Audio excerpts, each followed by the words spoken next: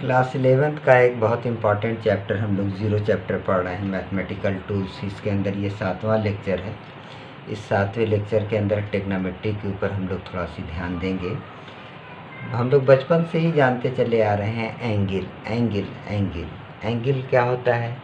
लोग ये कहते हैं कि दो लाइनों के बीच जो इंक्लिनेशन, जो झुकान होता है, उस झुकान को ही हम लोग एंगल कहते हैं। बहुत तरह के एंगल हम लोगों को बता दिए गए थे, acute angle, obtuse angle, right angle, ये तमाम तरह के एंगल बताए गए थे।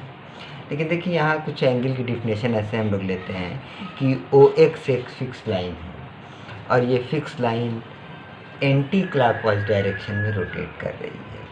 तो ये सपोज़ कीजिए घड़ी की सुई है, घड़ी की सुई आपकी क्लॉकवाइज डायरेक्शन में रोटेट कर रही है। एक किसी साइंटिस्ट ने ऐसी घड़ी बना दिया कि जो एंटी क्लॉकवाइज डायरेक्शन में रोटेट करने लगे। अगर कोई घड़ी एंटी क्लॉक डायरेक्शन में रोटेट करे, उसकी सुई ओ एक्स के ऊपर थी, अब उसकी सुई ओ एक्स डैश के ऊपर पहुंच गई। तो जो इंक्लिनेशन है, that inclination is known as angle and this angle is positive. तो याद कर लीजिए बच्चों कि जब भी एंगल एंटी क्लॉकवाइज डायरेक्शन में मेज़र किया जाता है तो वो एंगल आपका पॉजिटिव होता है। अब सपोज़ कीजिए घड़ी की सुई है, ओ एक्स के ऊपर मौजूद है, घड़ी की सुई आपकी चल रही है, जाहिर सी बात है क्लॉकवाइज डायरेक्शन में मूव करेगी। तो ये घड़ी की सुई क्लॉकवाइज डायरेक्शन में मूव कर गई, कुछ एंगल पे जाएगी, तो ये एंगल आपका निगेटिव लिया जाएगा। यानी समझने की बात यह है कि जब भी एंगल को क्लॉकवाइज डायरेक्शन में मेज़र किया जाता है तो एंगल निगेटिव होता है, और जब भी एंगल को एंटी क्लॉकवाइज डायरेक्शन में मेज़र किया जाता है तो वो एंगल क्या होता है प्यारे बच्चों, दैट एंगल बिकम पॉजिटिव। इसीलिए आप लोग देखते होंगे जब आप एंगल को मेज़र करते होंगे तो इस तरह से आप इसको देखते होंगे कि इस पे एंगल लिखा होता है, दो तरह से लिखा होता है, इधर 0 से लेकर के 180 डिग्री, फिर अपोजिट डायरेक्शन में भी आप देखते होंगे 0 से लेकर के 180 डिग्री। क्यों ऐसे लिखा होता है? एक बार क्लॉकवाइज डायरेक्शन में 0 से लेकर के 180 डिग्री लिखा हुआ है, एक बार एंटी क्लॉकवाइज डायरेक्शन में 0 से लेकर के 180 डिग्री लिखा हुआ है।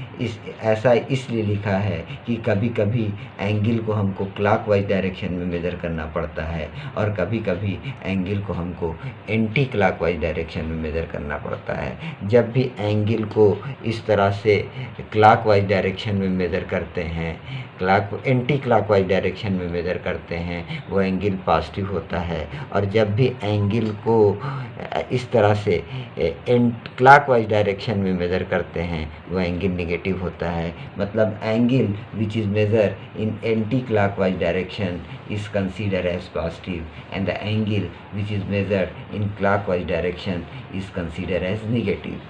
अब बचपन में सिर्फ ये जानते थे कि एंगल उसको इसकी मदद से हम लोग डिग्री में मेज़र करते थे, लेकिन एंगल को सिर्फ डिग्री में ही मेज़र नहीं किया जाता है। एंगल को मेज़र करने के 3 सिस्टम हैं। पहला सिस्टम है सेक्सएजिसिमल सिस्टम, दूसरा है सेंटीसिमल सिस्टम, और तीसरा क्या है आपका सर्कुलर सिस्टम। आइए समझा जाए ये तीनों सिस्टम क्या क्या है। जैसे वन राइट एंगल, इस सिस्टम में सेक्सएजिसिमल सिस्टम में 1 right angle is equal to 90 degree के बराबर होता है। आप जानते ही होंगे 1 डिग्री कितने के बराबर होता है, ये आप पास चांदा है, ये आधा हिस्सा इसका ऐसे कर दीजिए, ये एंगल कितने डिग्री के बराबर है, that angle is equal to how much degree, that angle is equal to 90 degree. Yes, अगर 1 डिग्री को उठा करके 60 हिस्सों में डिवाइड कर दीजिए, 60 पार्ट में डिवाइड कर दीजिए। 1 डिग्री को कितने पार्ट में डिवाइड कर, डिग्री तो यार बहुत छोटी सी क्वांटिटी, उसको भी 60 पार्ट में डिवाइड कीजिए तो 1 degree is equal to 60 minute. 60 लिख करके एक बिंदी उसके ऊपर लगा देते हैं, दैट इज 60 मिनट। मिनट से कंफ्यूज मत होइएगा कि ये टाइम की यूनिट है, ये टाइम की यूनिट नहीं है बच्चों, ये एंगल की यूनिट है।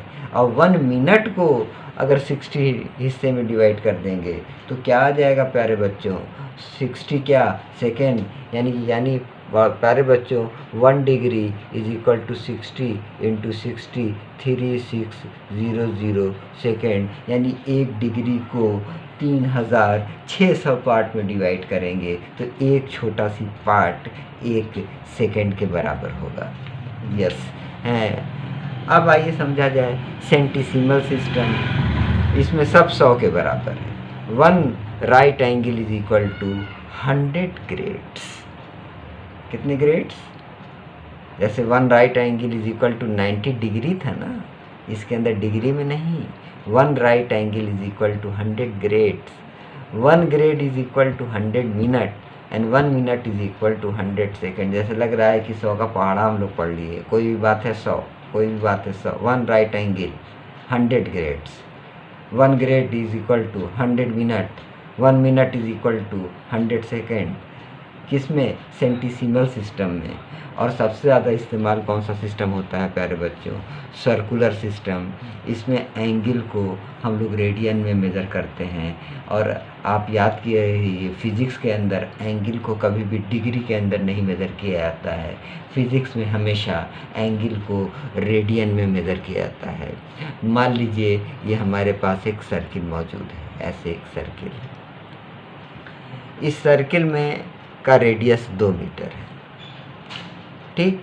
और ये आर्क हो गया। 2 रेडियस के बीच ये जो सर्किल का पार्ट होता है वो आर्क होता है। वो आर्क भी कितने के बराबर हो गया? 2 मीटर के बराबर हो गया। तो ये सेंटर के ऊपर कितना रेडियन का एंगल बना? 1 रेडियन का एंगल बना। मान लीजिए एक सर्किल है, इस सर्किल का रेडियस 5 मीटर है, 5 मीटर। और क्या भाई? आर की लंबाई, पी क्यू की लंबाई भी 5 मीटर है। तो कितना रेडियन का एंगल बना? 1 रेडियन का एंगल बना। यानी अगर आर की लेंथ और रेडियस ऑफ सर्किल आपस में बराबर हो तो सर्किल के सेंटर के ऊपर बनने वाला एंगल 1 रेडियन के बराबर होता है। और एंगल निकालने के लिए सर्कुलर सिस्टम में फार्मूला होता है angle is equal to r upon radius. लेकिन ये जो एंगल होता है ये ना तो डिग्री में मेज़र किया जाता है, ना तो ग्रेड्स में मेज़र किया जाता है। ये एंगल हमेशा रेडियन में मेज़र किया जाता है। तो r upon r is equal to 1 radian. यानी 1 रेडियन की डिफिनेशन क्या है? 1 radian is the angle subtended at the centre of a circle by an arc equal to the length of radius of the circle. और 2 pi radian 360 के बराबर होता है। 1 radian is equal to 180 अपान पाई, यानी कि 57.27 डिग्री के इक्वल होता है। देखिए बच्चों, अब हम लोग टी रेशियो मतलब टेग्नोमेट्रिक रेशियो को समझते हैं। जैसे ये सेट स्क्वायर है, हम लोग के ज्योमेट्री बॉक्स के अंदर मौजूद होता है। ये राइट एंगल ट्रायंगल है। तो ये मान लीजिए ये एंगल हम लोगों ने ये कंसीडर कर लिया। तो जो भी एंगल हम लोग कंसीडर करते हैं, थीटा ये एंगल मैंने ले लिया, तो ये एंगल इसके सामने वाली साइड परपेंडिकुलर हो जाती है। और 90 डिग्री के सामने वाली साइड आपकी हाइपोटेनस होती है। और जो एक साइड बचती है उसको हम लोग बेस कहते हैं। तो 6 टेग्नोमेट्रिक रेशियो जिसको टी रेशियो कहते हैं, उनके नाम क्या है?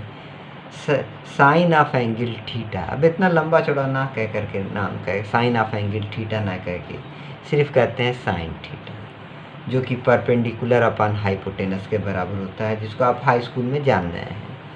कोसाइन ऑफ एंगल थीटा ना कह के कॉस थीटा कहते हैं, जिसकी वैल्यू बेस अपान हाइपोटेनस होती है। टेंजेंट ऑफ एंगल थीटा, जिसको हम लोग शॉर्ट में टेन थीटा कहते हैं, इसको परपेंडिकुलर अपान बेस के बराबर होता है।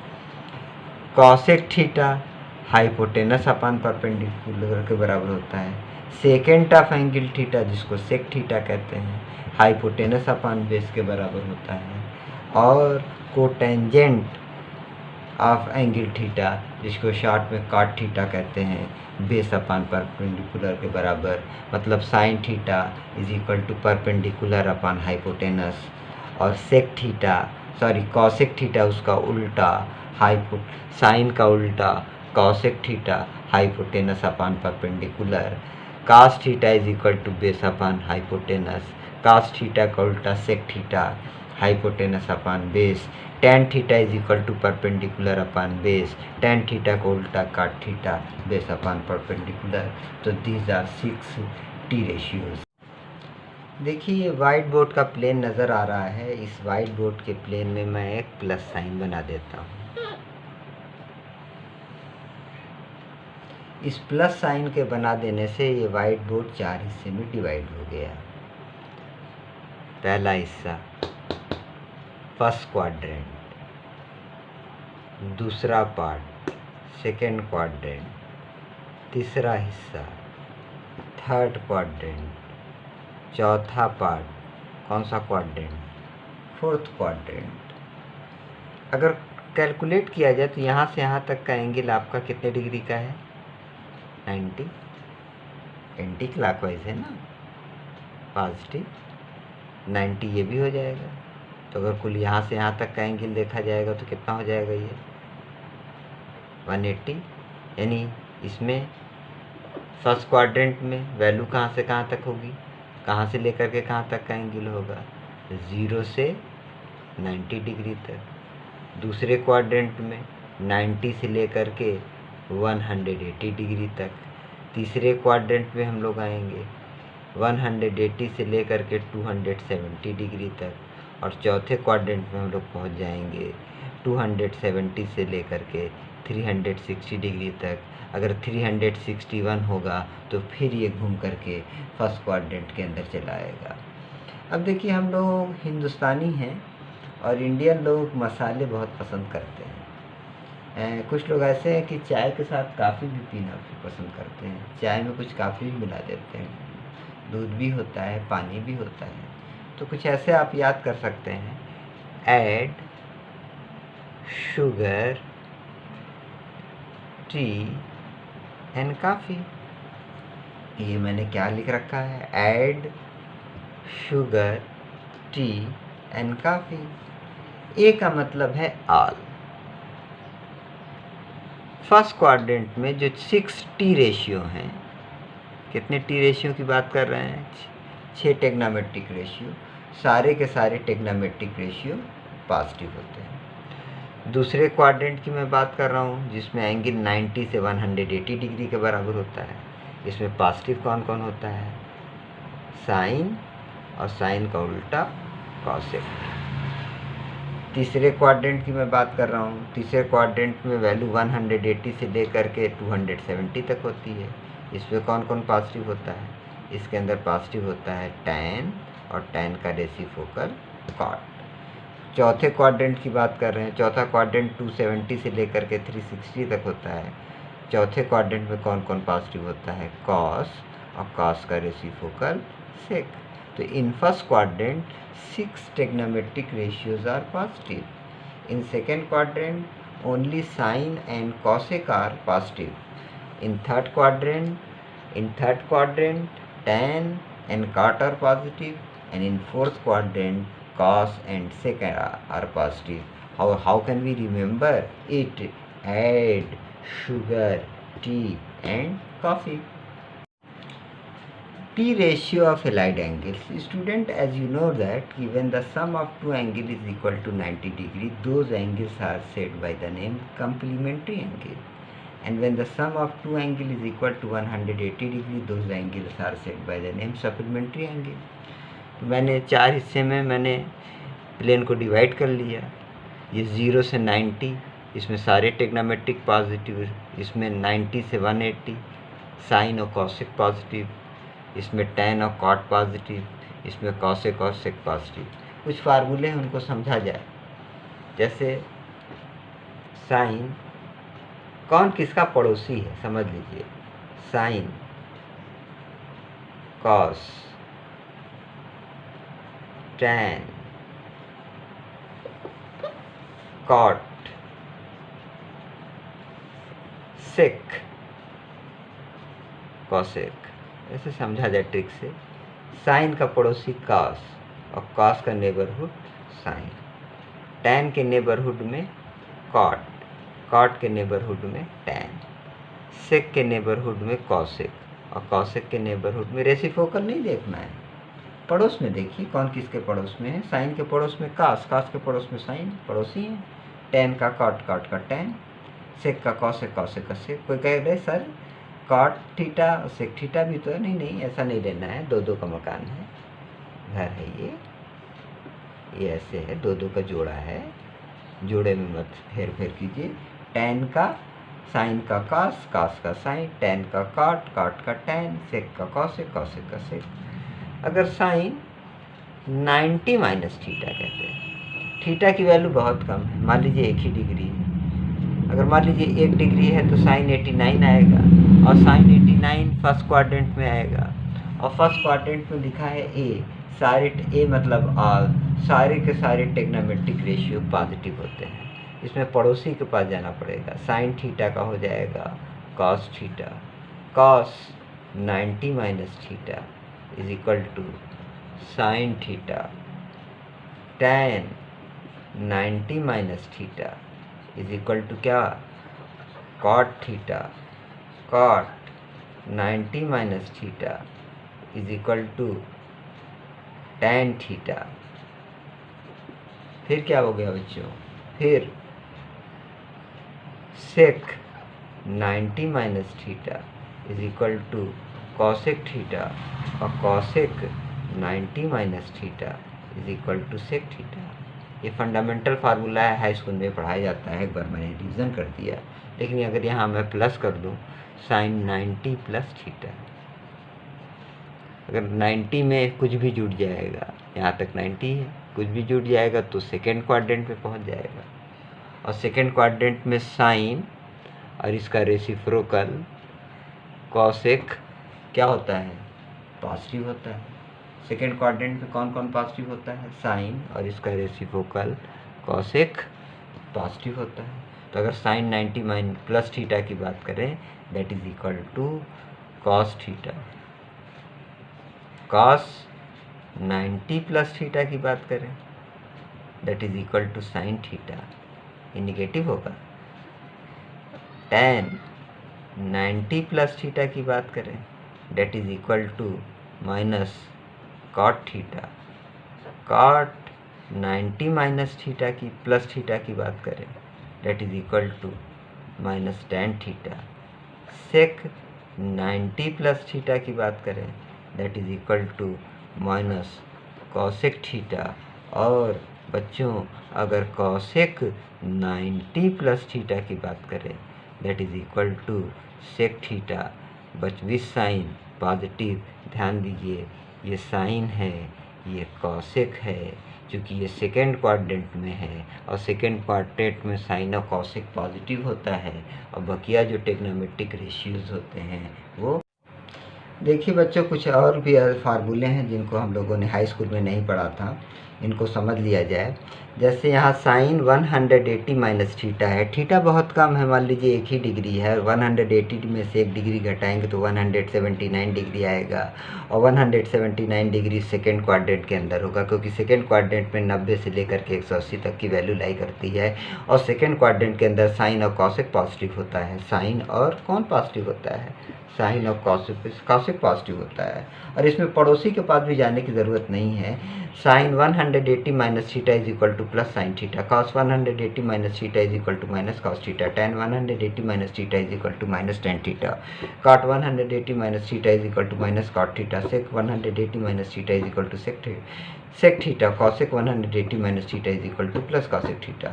लेकिन जैसे ही 180 प्लस थीटा कर दे, थीटा मान लीजिए रियल है 1 डिग्री, 180 में 1 ऐड करेंगे, सीधे थर्ड क्वाड्रेंट में चला आएगा, और थर्ड क्वाड्रेंट में कौन पॉजिटिव होता है, टैन, और कौन पॉजिटिव, कॉट पॉजिटिव। तो टैन और कॉट के साथ इसमें पड़ोसी के पास भी जाने की ज़रूरत नहीं, टैन थीटा का टैन ही थीटा होगा, कॉट थीटा का कॉट ही की थीटा होगा। Tan 180 plus theta is equal to sine theta, cot 180 plus theta is equal to minus cos theta, tan 180 plus theta is equal to plus tan theta, cot 180 plus theta is equal to plus cot theta, sec 180 plus theta is equal to minus sec theta, और cosec 180 plus theta is equal to minus cos theta. लेकिन अगर मान लीजिए किसी trigonometric ratio के अंदर कोई ज़रूरी थोड़ी ना है कि एंगल क्लॉकवाइज ही मेज़र किया जाए, एंटी क्लॉकवाइज ही मेज़र किया जाए। हो सकता है एंगल क्लॉकवाइज मेज़र कर दिया गया हो, और एंगल क्लॉकवाइज मेज़र कर दिया जाएगा तो एंगल निगेटिव होगा। अगर मान लीजिए साइन थीटा ना लिख करके यहाँ माइनस थीटा लिखा जाता है, तो माइनस साइन बाहर आ जाता है, minus sine theta, cos theta ना लिख करके माइनस थीटा लिखा जाता है, तो माइनस इसका बाहर नहीं आता। मतलब दो टेग्नोमेट्रिक रेशियो है जो माइनस साइन को पचा जाते हैं, डाइजेस्ट कर जाते हैं, और बकिया टेग्नोमेट्रिक रेशियो माइनस साइन को डाइजेस्ट नहीं कर पाते। वो माइनस साइन को डाइजेस्ट करने वाले दो टेग्नोमेट्रिक रेशियो कौन कौन से हैं? कॉस और sec. Cos minus theta is equal to plus cos theta, sec minus theta is equal to sec theta, tan sine minus theta is equal to minus sine theta, tan minus theta is equal to minus tan theta, cot minus theta is equal to minus cot theta, cosec minus theta is equal to minus cosec theta. अब चूँकि lecture लंबा हो जाएगा इसलिए इसको हम यहीं stop करते हैं। इसके आगे अब हम लोग डिस्कस करेंगे न्यूमेरिकल क्वेश्चन के ऊपर। इसको लगातार आप देखते रहिएगा तो ये फार्मूला आपको याद रहेगा। अभी साइन फार्मूला और कोसाइन फार्मूला भी बताएंगे, हीरोज फार्मूला भी अभी हम बताएंगे, और उसके ऊपर किस तरह से क्वेश्चन को सॉल्व किया जाता है उसके ऊपर भी डिस्कस करते रहेंगे। लेकिन ये होगा अगले लेक्चर में, 8वें लेक्चर में, जिसमें हम लोग न्यूमेरिकल प्रॉब्लम इसके ऊपर सॉल्व करेंगे। तब तक के लिए थैंक यू वेरी मच।